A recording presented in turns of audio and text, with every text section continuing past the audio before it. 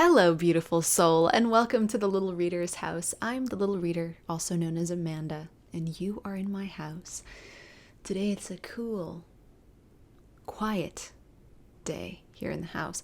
Not outside. We're in Southern California, and it's blazing in the context of Southern California. It's quite hot, but inside, we're like burrowed in a nest of darkness and silence and cool air. And there is a fan running too. So, get into it. I don't have a guest yet, but I happen to have access to the gold mine of stones right before me. So I can select our guest this very moment. And when I say guest to the newbies who just wandered in, what do I mean? I mean a rock, of course, a mineral. Something a little bit magical to add an essence to our channeling session. It's Desert Rose Selenite, my sweet friend. Take a look at that. Desert Rose Selenite. That'll be our guest today.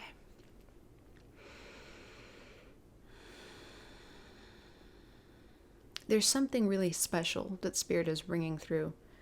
Not to say that every other transmission or anything that's ever happened on this planet at any time is not special.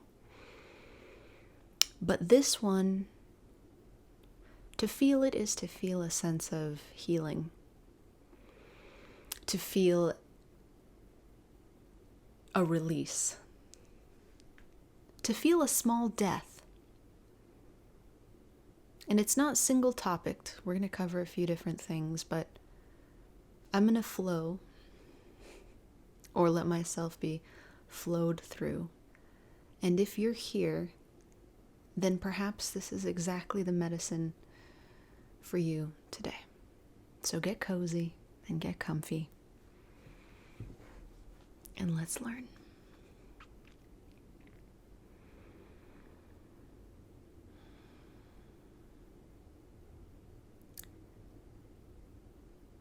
First, we humbly acknowledge the mind and say, thank you, beautiful mind, for all that you have stored within you, all that you project, all the ways in which you function. We thank you.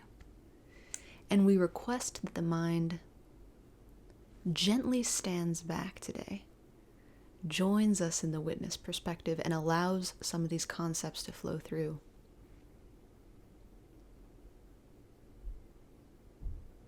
Because they are very much out of reach for the mind. Meaning that even if they can be intellectually understood as concepts, like, oh, that makes sense, I like that, I'll just stick that in my little toolkit of things I know, and I'll bust it out to shame myself later. Just me? Okay.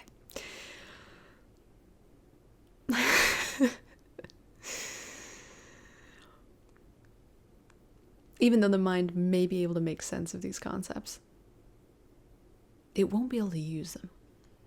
What can use them is the heart. So, as often we do here in the house, this transmission is directly to your beautiful heart, sweet soul. So if you can breathe into this space, open it up, relax a little bit, and help your body to feel safe, then this message has that much more of a chance of hitting right where it wants to go.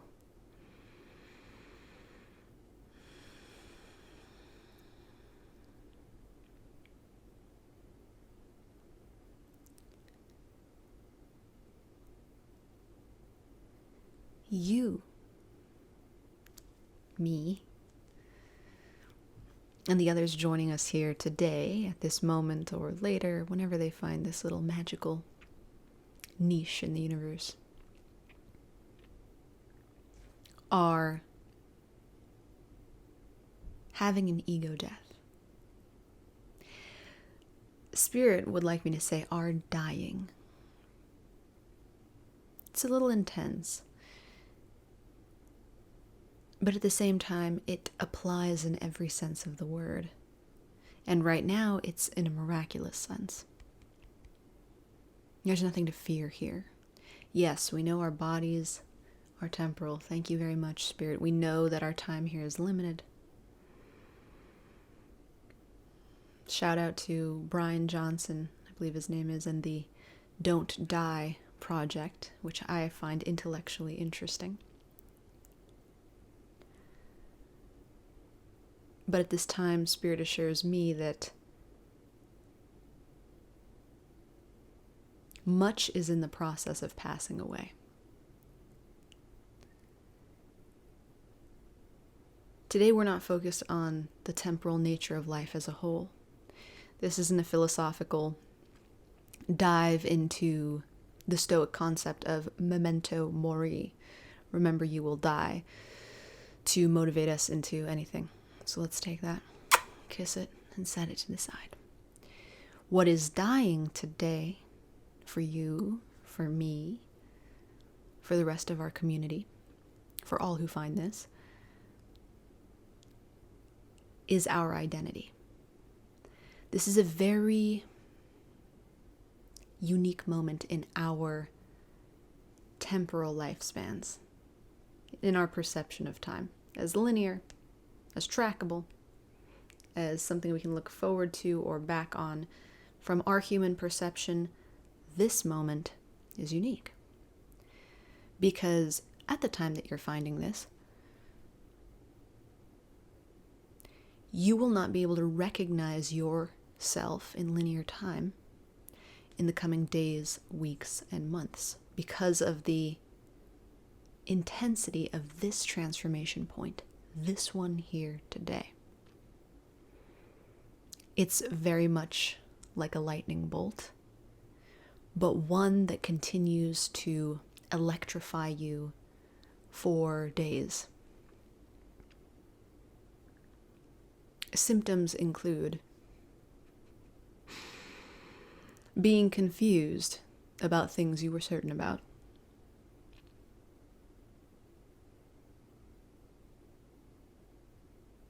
being surprised by your own desires, making peace with attributes and traits that you mentally believed were you, part of you, aspect of your personality, but you've now come to understand are aspects of patterning,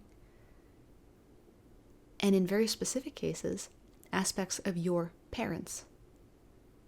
You, beautiful soul, and I, and our friends, are now looking at ourselves in this very objective, almost distanced way and saying, oh, that's caregiver A, and that's caregiver B, even if they're not biologically related to us.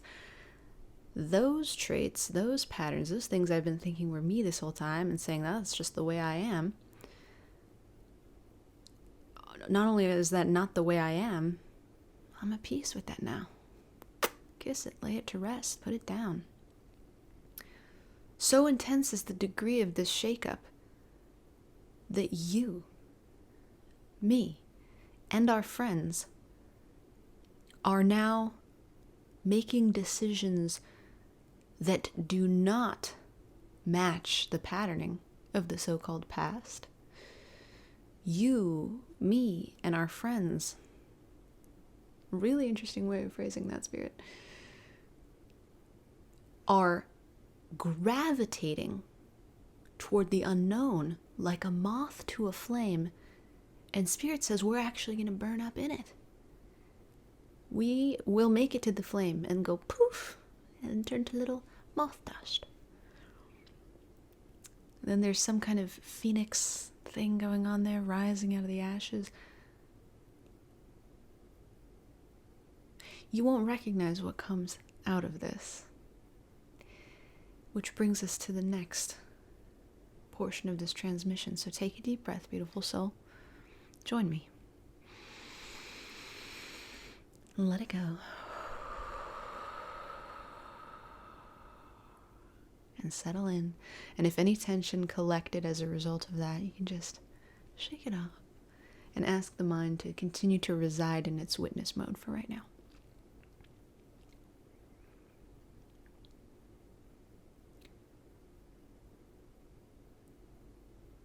Many a student of human behavior has said something to the effect of, the ultimate or core fear is death. Which makes transformation so scary as shit, to be classy about it.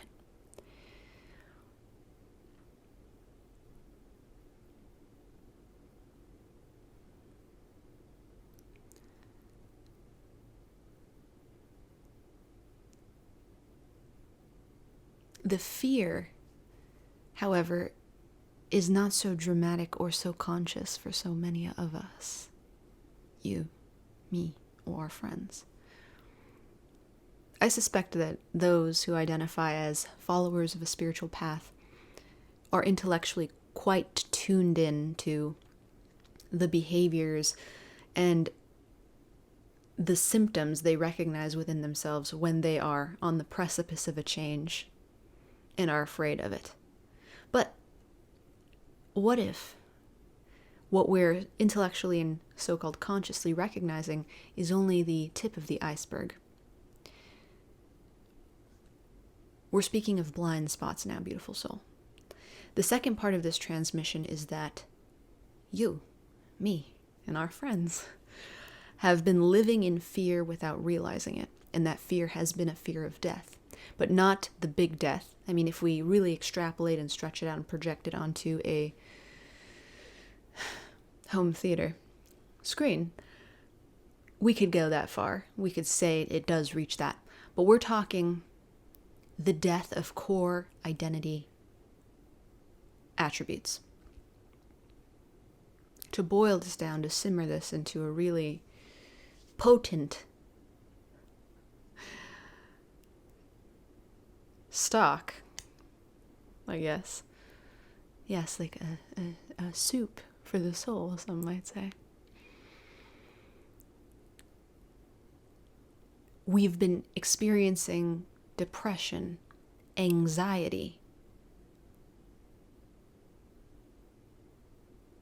nervous system dysregulation manifesting as being frozen in certain situations, overly motivated to flee or be avoidant in other situations, the inability to do anything other than fight, be aggressive or anxious in other situations, not because of the circumstances themselves, but because what these circumstances were providing us, you, me, and our friends, with the opportunity to do was let something that we identified with so much, an aspect of our persona/personality, to die. In practical terms, we are faced with a conflict. For some, engaging in that conflict would mean letting their people-pleaser persona die to become something new. Instead, we resisted the conflict, kept the people-pleaser persona alive, and felt fear, anxiety, and frustration as a result of clinging to a soon-to-be expired pattern. You can take that example and blow it up and shrink it down and morph it and change it and construct it and destruct it or deconstruct it however you like to fit your, my, and our friends' situations. It applies to us all. Spirit is being very specific about pointing out physical symptoms that we've experienced that have been attributed to the circumstances in our lives or our own weakness. For example, something like a depressed mood. This is not a commentary on the treatment of depression. It is not a commentary on what it is or isn't. But this is simply to say that there's a strong possibility that for you, me, and our friends, we've been looking at the symptom of depression and saying, well, it's because my circumstances are shit. Or we've been looking at ourselves and saying, well, it's just the way I am. That's just the way it is. I don't know the second part of that song, but somewhere back there.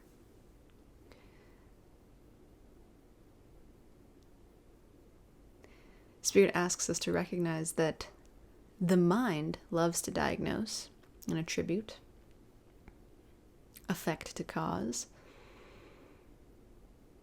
But the transmission here and the heart understanding here is that the cause of a physical symptom like depression of mood, which can manifest as low energy, an inability to process or feel emotions, apathy, overwhelm, nausea, social isolation, etc., have been not a result of anyone's failing, circumstantially or personally. It has simply been the presence of patterns that are now expiring.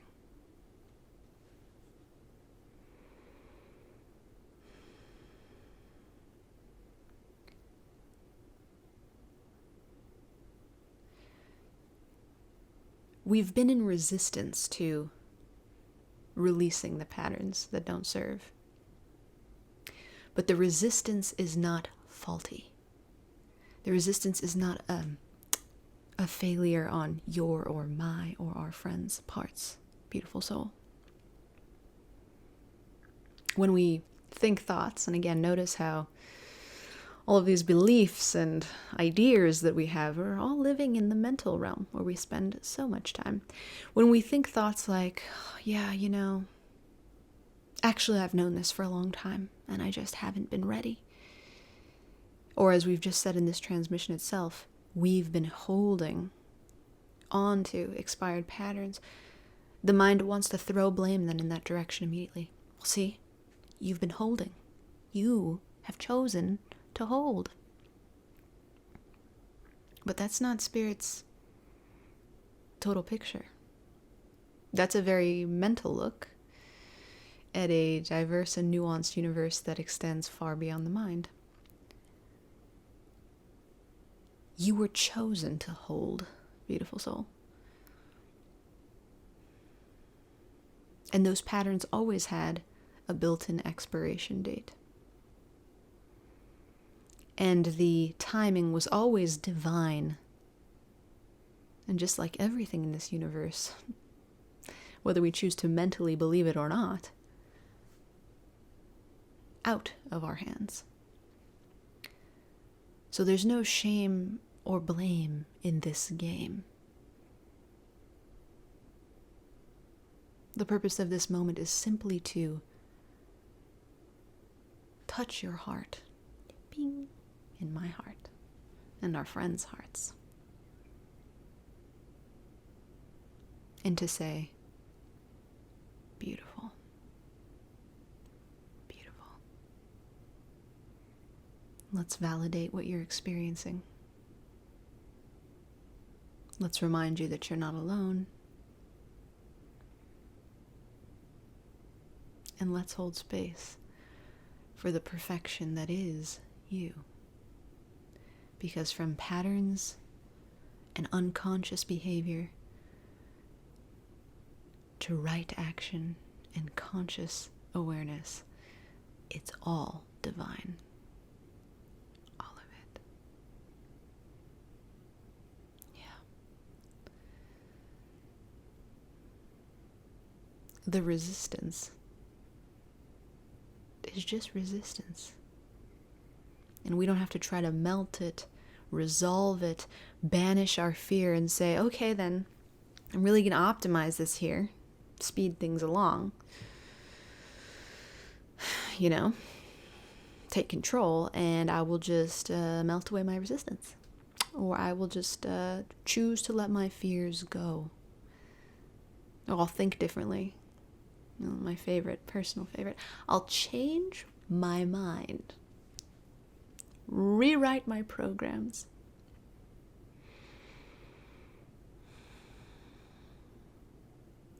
Spirit's call to action is no call at all. It's an invitation to a new perspective called Watch Me Work, Baby. That's Spirit talking. And Spirit's talking to every part of us. Oh, that was my hydro flask. Hello. Talking to the heart, the mind, and the body. Watch me work, baby.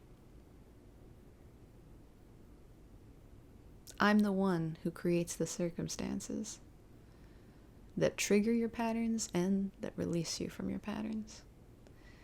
I'm the one who gave you the patterns that generate fear and that generate inspiration. So the sacred task, the ordination, the request, isn't that you human handle all of this and try to take control and be like, oh, it's on me. I've always controlled it. I made it all happen. I'm responsible. So I can fix it all. No, beautiful soul. No. That's mental. We kiss it. We ask it to get back into the witness perspective. Because that's Spirit's ask of us. Can we just sit the heck back and watch me work, baby? Watch the divine do the divine thing. The divine created that which you call you. The divine is reshaping that which you call you. You get to sit back and watch. What I, your humble channeler, am here to communicate to you is that it is all working out in your favor. However weird it feels, however uncomfortable it feels, however foreign and unknown and unnerving and nausea-inducing and physical symptom heightening, however it's affecting the mind, even if it's increasing the speed of thought, driving you into a new mental territory that is uncontrollable. All of it divine. And all removing layers, shedding skin, as we mentioned just recently here in the house. This is the miming act of peeling off layers and revealing beneath this, just as perfect as the last iteration was, version of self that is new to you. New patterns. New things to discover. New layers. New superpowers. New ways of mental operation. New. That's our theme, darling. New. So cradle yourself tenderly, beautiful soul, like a baby. If you like babies. If you don't, maybe a kitten, maybe a puppy, maybe a cake. You pick your favorite thing that opens your heart. Then insert yourself into it and cradle you like you love yourself. You don't have to do the work. That is the work. You love yourself through the change. You love yourself through the pain. Through the what the hell is going on up in this bee. Yeah, you just love yourself through it. And can I tell him what's to come, Spirit? Can I tell him what's to come? Yeah, okay. It's love. A deeper embodiment of love. Love becomes more tangible. Love awakens new abilities. Love enhances your intimacy, your ability to connect with others. Love enhances your ability to connect with this body and with this mind. love becomes a force you can wield. In the same way that we've wielded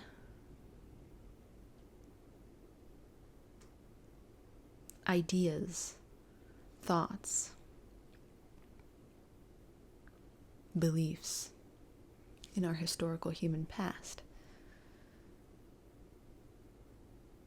We're all shifting from here to here, whether this likes it or not. But the beauty that comes with that is methods of the mind used to convince and influence will no longer function with the power of loving intent. So, we're looking at a new global paradigm, dearie, starting right within you. And it's perfect. You are perfect. That's where we're leaving it today, beautiful soul. If you liked this video, hit that like button so hard that we don't know if your electronic device will survive. I'm just kidding. Be gentle with the electronics. We love them. If you really liked the video, hit the subscribe button so hard. You get it. If you can't get enough of the channeling and you want to experience meditation and go deeper into mysticism, the Patreon group exists for $1.11. Teeny tiny community. You may just fit in there beautifully. And if you want to work with a little reader, right now at the posting time of this video, that's a thing. You can find more about that on the website linked down below. Until we meet again, I am sending you all of the love I've got. It's always more. It's never less. Because you, my sweet, sweet friend, you're so very worthy of it.